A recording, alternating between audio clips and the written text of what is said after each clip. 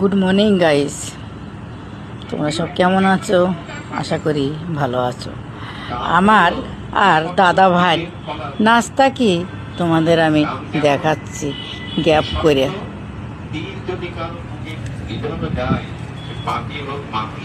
দেখো আমার আর দাদা ভাই নাস্তা, এই যে ম্যাঙ্গো শেপ বানাইছি।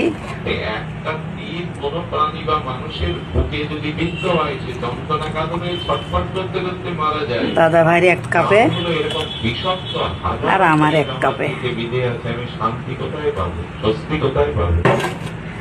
2 কাপ। আর এই যে একটু খরমুজা আছে। এটা আমাদের নাস্তা। তো কিরকম লাগলো বন্ধুরা? এ নাও, ধরো।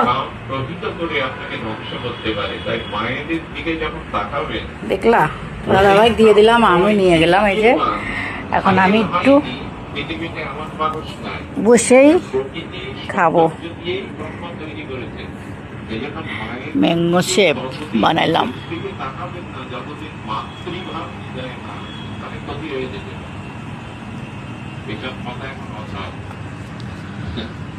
যতদিন তোমার হৃদয় মাতৃভাব না আসবে ততদিন মায়েদের চোখে তাকাতে যেও না। ওই মানে ফাইল হয়নি এমন পুলিশ নেই, দেবতা নেই। মায়েদের পায়ে আলতা দেওয়ার কারণ কি জানে? লাল রং দিয়ে ওখানে দৃষ্টি তাড়াতাড়ি চলে যায়। লক্ষণ কে দাম বলছেন আমাদের নাস্তা দুইজনের এই নাস্তাই, অল্প অল্প নাস্তা। অনেকেই সুগ্রীব অলঙ্কার দেখাচ্ছে। লক্ষণ বলছে মা সীতার চরণে উপর ছাড়া তার হাতের কাছে আমি চিনি না। একসাথে তাকে চেনে না। সীতার মুখের দিকে লক্ষণ কখনো তাকিয়ে কথা বলেনি, চরণের দিকে তাকালে যেন মুখটা চেনে।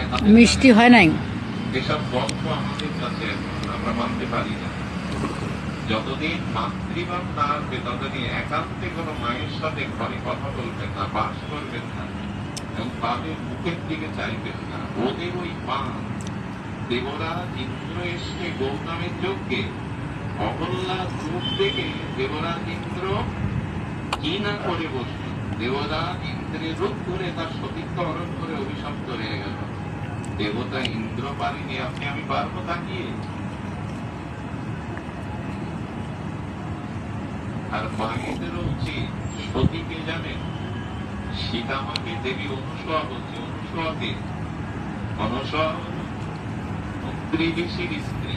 অত্রি ঋষি যিনি পার্বতীর থেকেও সতী বলা নেই। পার্বতী তো